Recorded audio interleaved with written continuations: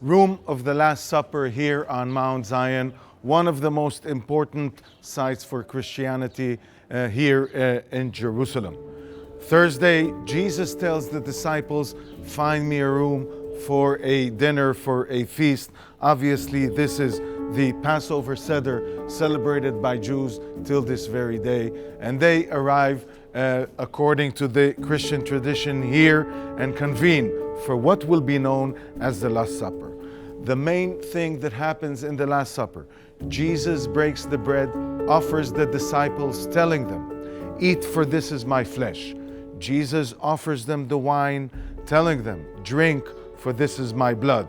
Now, according to Christian tradition, Jesus is the incarnation of God in the flesh of a man. Symbolically, if you eat the flesh and you drink the wine, this is a holy communion with God through Jesus. From here, Jesus will leave with 11 disciples and go to Gethsemane, where he will be caught by the guards of the Jewish court, the Sanhedrin, taken that Thursday night to a trial by the great Kohen Caiaphas.